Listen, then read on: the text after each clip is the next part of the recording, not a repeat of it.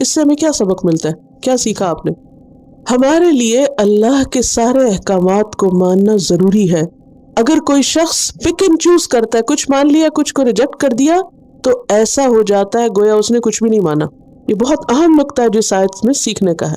قرآن پاک میں آپ کہتے ہیں نا، آمن الرسول بما انزل الیہ من ربہ والمؤمنون کل آمن باللہ، کل آمن، سب کے سب آمن باللہ وملائکتہ وکتبہ ورسلہ لا نفرق بین احد من رسلہ. ہم کوئی تفریق نہیں کرتے، نہ رسولوں میں اور نہ اللہ کے احکامات کو ماننے میں. کیونکہ جو لوگ ایسا کریں ان کے لیے سورۃ النساء کی آیت نمبر 150 اور 151 چھٹے پارے کے شروع میں یہ آیت آتی ہے، ان الذین یکفرون باللہ ورسلہ ویریدون ان یفرقوا بین اللہ ورسلہ ویقولون نؤمن ببعض ونکفر ببعض ویریدون ان یتخذوا بین ذلک سبیلا اولئک ھم الکافرون حقا. کہ ایسے لوگوں کا ایمان معتبر نہیں کہ جو ایک چیز کو لے لے اور دوسرے کا انکار کر دے. حضرت ابوبکر صدیق رضی اللہ تعالیٰ عنہ نے زکوٰۃ کا انکار کرنے والوں کے خلاف کیوں تلوار اٹھائی تھی؟ انہوں نے کیا دلیل دی تھی؟ انہوں نے کہا کہ جو صلاۃ اور زکوٰۃ پہ فرق کرے، صلاۃ اور زکوٰۃ، یہ نماز پڑھے، کلمہ پڑھے، لیکن کہے کہ زکوٰۃ دین کا حصہ نہیں، تو وہ ہم سے نہیں بچ سکتا. ان کو انہوں نے مرتد قرار دیا تھا. ایمان کس چیز کا تقاضا کرتا ہے ہم سب سے؟ کہ یا اللہ جو اس کتاب میں ہے ہم اس کو مانتے، وہ سب سچ ہے. ہماری سمجھ میں آتا یا نہیں، ہمارا ایمان ہے کہ یہ سب درست ہے. اور اگر انسان کے نہیں یہ تو میں مان لوں گی، یہ نہیں میں مان سکتی، اور اس کو تو میرا ماننے کو دل ہی نہیں چاہتا، تو ایسا کرنے سے جو مان رہے ہیں وہ بھی ضائع ہو جاتا ہے. اور اگر کوئی ایسا کرے کہ کچھ حکم لے لے اور کچھ کو چھوڑ دے اور اس کی مخالفت کرے اور جان بوجھ کے مخالفت کرتا چلا جائے، تو پھر اس کے لیے کیا ہے؟ دنیا میں رسوائی. آج مسلمانوں پہ رسوائی کیوں ہے دنیا میں؟ کیونکہ انہوں نے خود ہی اپنے دین کا مذاق بنا رکھا ہے. مسلمان خود اپنے دین کے خلاف نکتے نکالتے رہتے، خود کتابیں لکھتے رہتے، خود ایسی باتیں کرتے رہتے.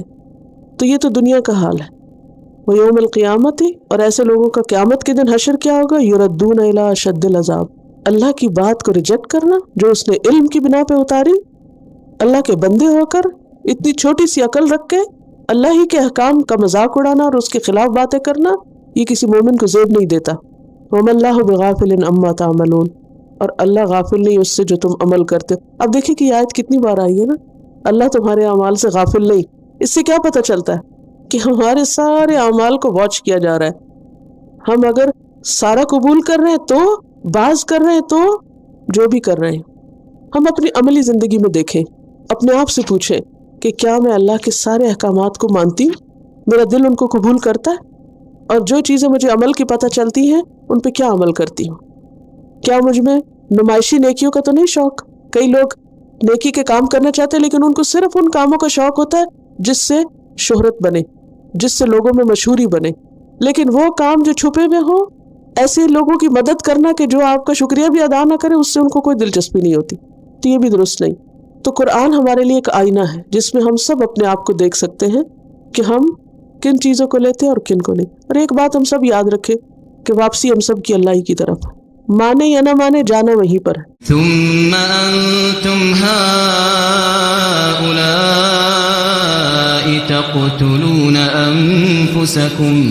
تقتلون أنفسكم وتخرجون فريقا منكم من ديارهم تظاهرون عليهم بالإثم والعدوان وإن يأتوكم أسارى تفادوهم وهو محرم عليكم إخراجهم أفتؤمنون